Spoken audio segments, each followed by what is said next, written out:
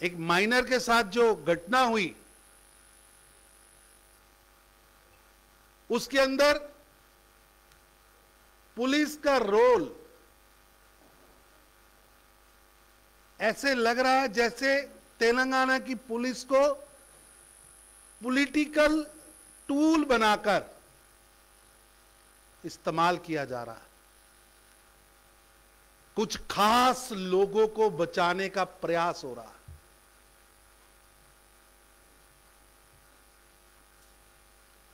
FIR registered नहीं होता तो होने में 3-3 4-4 दिन लगते हैं। बच्ची को मैजिस्ट्रेट के सामने ले जाना होता है, उसमें हफ्ता लगता है। कई घटनाएं सामने आ रही हैं, चाहे वो 22 अप्रैल वाली घटना हो, 28 मई वाली घटना हो, 30 मई वाली हो, इस तरह से लग रहा है 31 मई की घटना हो।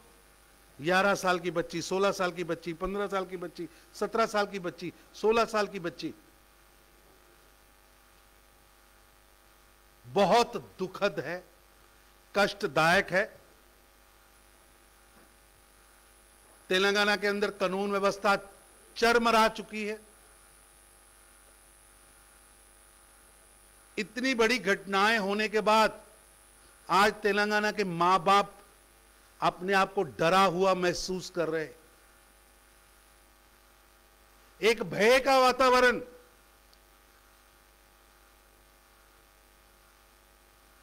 एक भय का वातावरण पूरे तेलंगाना के समाज के अंदर खड़ा हुआ है। जहां पुलिस व्यवस्था चरमराई है, कानून व्यवस्था दिख नहीं रही, वहां मुख्यमंत्री साहब के पास इन घटनाओं पर दुख प्रकट करने के लिए चंद शब्द भी अभी तक उनके मुख से नहीं निकले हैं, जो ये सिद्ध करता है टीआरएस की केसीआर नेतृत्व की सरकार असंवेदनशील है।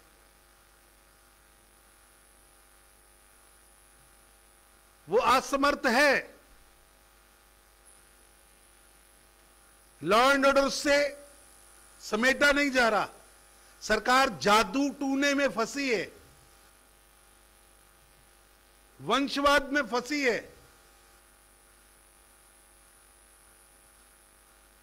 लेकिन अब तो यह भी सिद्ध हो गया कि ये सरकार असंवेदनशील है, असंवेदनशील है। यहां तो फार्म हाउस के कमरों में रंगीन शाम मनाई जा रही है। फार्म हाउस ही सत्ता का केंद्र बना है। मुख्यमंत्री जादू टोना में व्यस्त है और तेलंगाना की जनता पूरी तरह से प्रस्त है। और तेलंगाना की जनता पुलिस का व्यवहार, जिस तरह से पहले अभी तक पुलिस बता नहीं पाई कि वो गाड़ी किसकी थी, सरकार के है तो सरकार के किस विभाग की है, वो किसको इश्यू हुई थी, उसके अंदर कौन सफर कर रहा था। इतने दिन तक उस गाड़ी को, जिसमें सब सबूत थे, उन सबूतों को मिटाने के लिए कौन कौन इस षड्यंत्र में शामिल है, ये सारी चीजें बेनकाब होनी चाहिए। पहले बोला जाता है इसमें किसी विधायक का हाथ नहीं है, किसी नेता का हाथ नहीं है। जब भारतीय जनता पार्टी आंदोलन करती है, जनता आंदोलन करती है, तो एफआईआर होती है, फिर नाम रजिस्टर्ड होता है, फिर गिरफ्तारी होती है। यानी भारतीय जनता पार्टी यहां की जनता की आवाज ना उठाए तो ये गूंगी बहरी केसीआर की सरकार केवल व केवल अपने चहेतों के अपराध को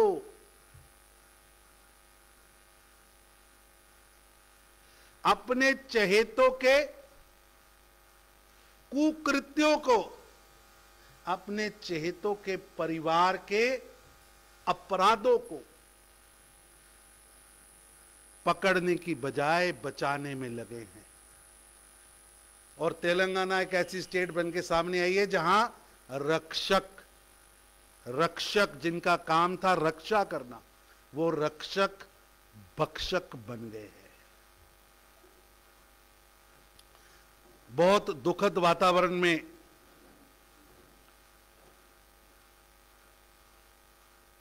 आज तेलंगाना की जनता भय के अंदर जी रही है। वैसे तो केसीआर साहब के पास बहुत समय है, क्योंकि ऑफिस वो जाते नहीं, समय केवल चिट चैट करने का है, प्रशासनिक दखल देने का उनके पास कोई समय नहीं।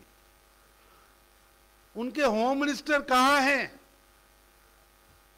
हैं कि नहीं हैं? इतनी घटनाएं 22 अप्रैल से लेकर 31 मई तक और लगातार घटनाएं हो रही हैं।